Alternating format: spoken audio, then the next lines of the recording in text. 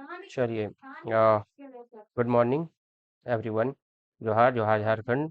चलिए, आप सबों का स्वागत है आपके अपने यूट्यूब चैनल फिक्स वन में। चलिए, तो हमारा जो सीरीज था है ना, वो सीरीज को हम लोग आगे लेके चलते हैं। ठीक है ना। जो आपका सीरीज है किसके लिए है ये, तो ये है आपके जेएसएससी जो है वो झारखंड फील्ड वर्कर के लिए, है ना। इसके लिए आपका जो सीरीज है ये हम लोग चला रहे हैं, जिसमें कि हम लोग पढ़ रहे हैं क्लास 10th के जो है चैप्टर 1। और ये है आपका पार्ट 2। कौन सा बुक है, तो ये बुक है आपके पास कृतिका। ठीक है ना। चलिए, तो आपके पास चैप्टर 1 में हमने जो पहले पढ़ा था, चैप्टर 1 जो है उसी का कंटिन्यूशन है, दैट इज पार्ट 2, जो कि माता का आंचल है ना, माता का आंचल। ठीक है जी। ये देखिए, ये है माता का आंचल, पेज नंबर 5। चलिए हम लोग स्टार्ट करते हैं। तो हम लोगों ने कुछ चीजें पढ़ा था, जिसमें इसमें जो कैरेक्टर थे वो है कौन, तो भोलानाथ और उसके पिता और उनके माता, है ना। ये चीजें हमने यहाँ तक देखा था। अब चलिए आगे क्या कहते हैं, कि कभी कभी हम लोग बारात का भी जुलूस निकालते थे। तो वो क्या करते थे, जो भोलानाथ है वो अपने दोस्तों के संग जो है वो बारात का भी जुलूस निकालते थे। कनस्तर का तबूरा बजता, किसका, तो कनस्तर का तबूरा बजता था। अमोले, अमोले क्या होते हैं, अमोले होते हैं जो आम के नए डाली होते हैं ना, आम के नए जो डाली होते हैं या फिर नए पौधे, है ना, नए पौधे, वो होते हैं आपके अमोले। को घिस कर शहनाई बजाई जाती थी। तो ये क्वेश्चन पूछा जा सकता है, किससे शहनाई बजाई जाती थी, अमोले से बजाई जाती थी, या अमोले का मतलब पूछा जाता है आम का नया पौधा। टूटी चूहेदानी की पालकी बनती, जो चूहेदानी चूहे पकड़ने के लिए चूहेदानी थे, उसकी टूटी हुई जो चूहेदानी थे उसमें पालकी बनाई जाती। हम समधी बनकर बकरे पर चढ़ जाते। तो किस पे चढ़ते थे, बकरे पर चढ़ लेते, और चबूतरे का एक कोने में चलकर बारात दूसरे कोने में जाकर दरवाजे पर लगती थी। वहीं काठ की पटरियों से घिरे, गोबर से लिपे, आम और केले की टहनियों से सजाए हुए छोटे आंगन में कुल्हड़ियों का कलसा रखा रहता था। वहीं पहुंचकर बारात फिर लौट आती। लौटने के समय खटोली पर लाल ओहर, है ना, खटोली पर लाल ओहर, लाल ओहर, ओहर क्या होता है, ओहर होता है आपके पास जो पर्दे लगाए जाते हैं, वो पर्दे होते हैं, डालकर उसमें दुल्हनिया को चढ़ा दिया जाता था।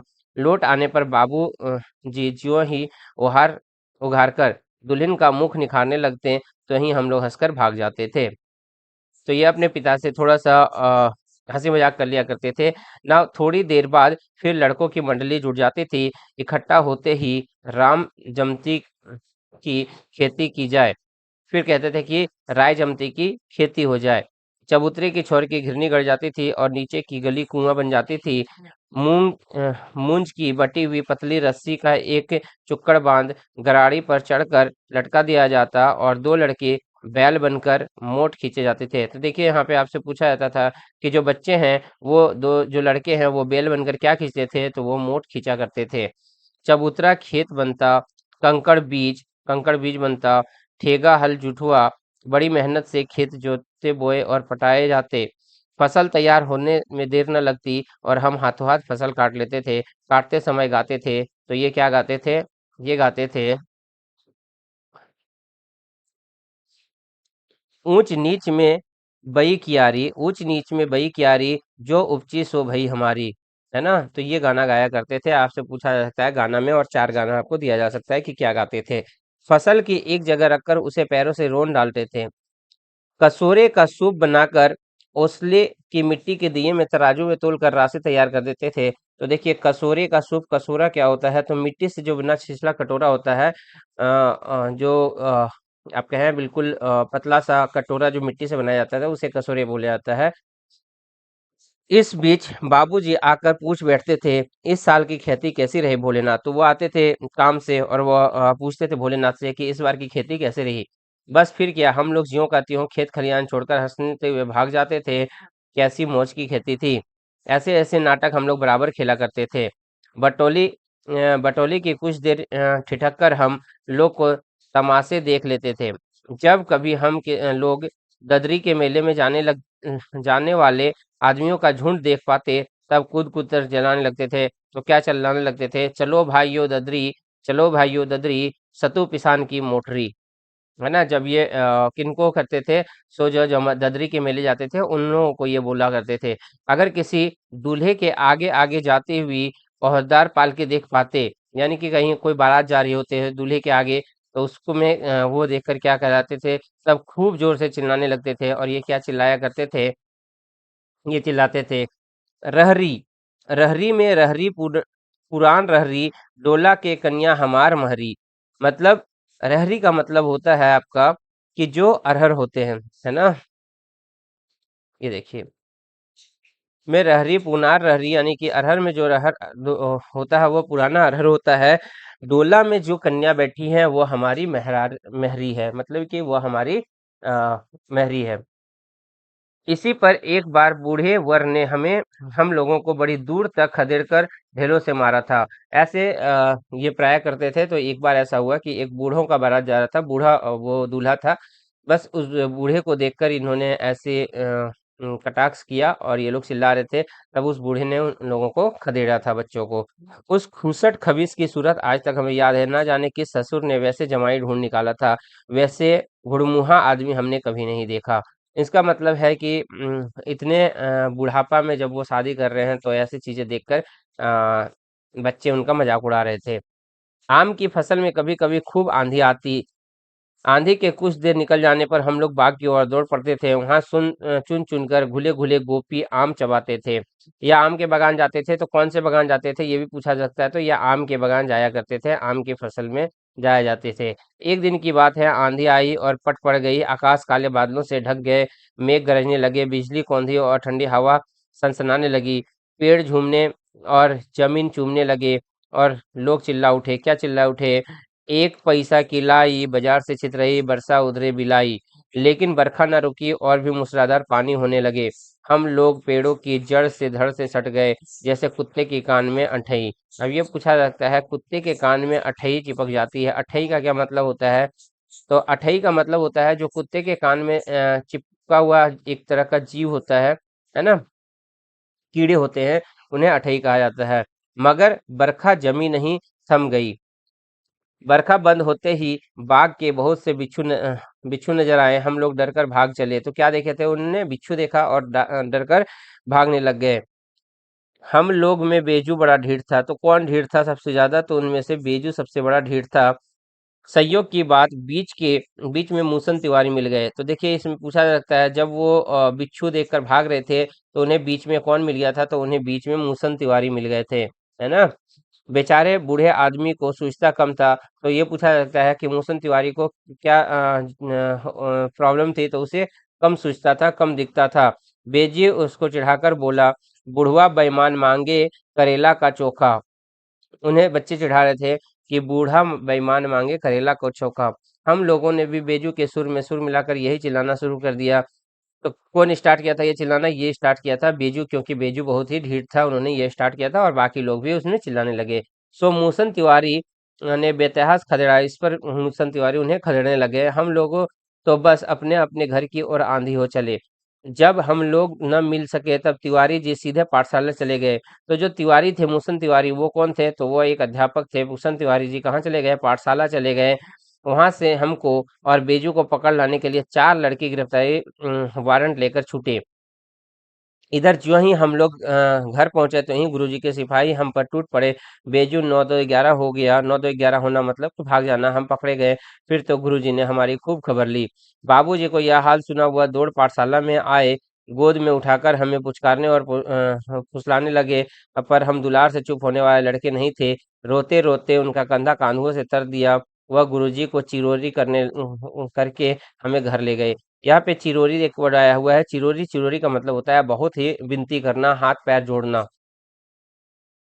रात में फिर हमसे रास्ते में फिर हमारे साथी लड़कों का झुंड मिला। वो जोर से नाचते और गाते थे। क्या गा रहे थे, माई पकाई गरर पुआ, माई पिकाई गरर गरर पुआ, हम खई पुआ न खेलब जुआ। ये बच्चे जो है आपस में गा रहे थे। फिर क्या था, फिर क्या था, हमारा रोना धोना भूल गया। हम हट करके बाबूजी की गोद से उतर पड़े और लड़कों के मंडली में अ, मिलकर लगे वही सार उलापने। तब तक सब लड़के सामने वाले मकई के खेत में दौड़ पड़े। तो कहाँ पे वो चले गए थे उस समय? मकई के खेत में दौड़ पड़े थे। उसमें चिड़िया का झुंड चल रहा था। तो क्या चल रहा था? चिड़ियों का झुंड चल रहा था। वे दौड़ दौड़ कर उन्हें पकड़ने लगे, पर एक भी हाथ ना आई। हम खेत के अलग ही खड़े होकर गा रहे थे। क्या गा रहे थे? राम जी की चिरैया, राम जी का खेत, खा लो चिरैया भर भर पेट।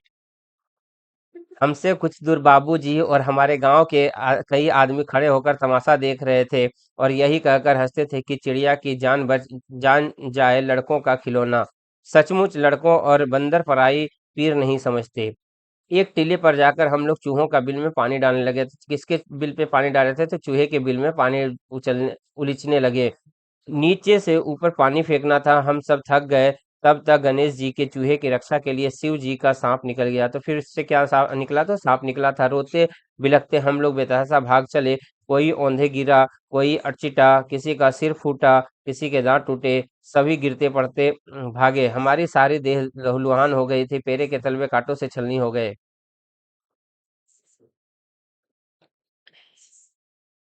हम एक सुर दौड़ आए और घर में घुस आए। उस समय बाबूजी बैठक के ओसारे, ओसारे मतलब कि जो बाहर में आपके पास होते हैं ना बैठने के लिए, आ, हाँ, उन्हें बुलाया था। ओसारे में बैठकर हुक्का गुड़गुड़ा रहे थे। उन्होंने हमें बहुत पुकारा, पर उसकी अनसुनी करके हम दौड़ते हुए मैया के पास चले गए। जाकर उसी की गोद में शरण ली। देखिए यहाँ से एक चीज निकल के आता है कि पिता जो है वो कितना भी लाड़ प्यार करे, उन्हें दुलार करे, है ना, लेकिन जब बच्चे जो परेशानी में होते हैं तब वो कहीं ना कहीं अपने माँ के आंचल में ही जाके छुपते हैं। इसीलिए जो चैप्टर है, इस चैप्टर का नाम भी पड़ा है माँ का आंचल। जैसे आपने स्टार्टिंग के कैरेक्टर में देखा या अभी तक आपने देखा कि वो अपने पिता के साथ ज्यादा ही घुले मिले थे, उनके साथ खेलते थे, लेकिन जब भी विपदा आती है तो वो अपने माँ के पास दौड़कर चले जाते हैं, है ना। चलिए, अब कहती है, अब क्या है कि मैया चावल अमनिया कर रही थी। अमनिया मतलब चावल जो है वो चुन रही थी।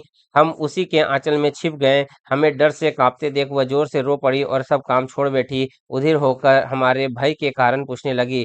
कभी हमें अंग भरकर दबाती और कभी हमारे अंगों को अपने आंचल से पोंछकर हमें चूम लेती। बड़े संकट में पड़ गई।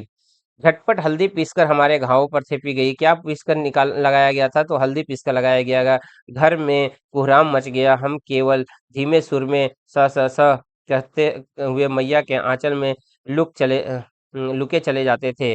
सारा शरीर थर थर कांप रहा था। रोंगटे खड़े हो गए थे। हम आंखें खोलना चाहते थे पर वह खुलती न थी। हमारे कांपते हुए होठों को मैया बार बार निहार कर रोती और बड़े लाड़ से हमें गले लगा लेती थी। इस समय बाबूजी दौड़े आए। आकर झट से मैया की गोद से अपनी गोद में लेने लगे। पर हमने मैया के आंचल का प्रेम और शांति के चंदोवी का छाया न छोड़ा। यहाँ ये दिखाया गया है कि माता का जो प्रेम होता है वो अटूट प्रेम होता है ना। चलिए, तो ये था कहानी, है ना, जो आपने पढ़ा माता का आंचल। इसमें जो क्वेश्चंस हैं वो देखिए, मैंने आपको काफी क्वेश्चंस इसमें बताया गया है कि क्या क्या क्वेश्चंस पूछे जा सकते हैं ना।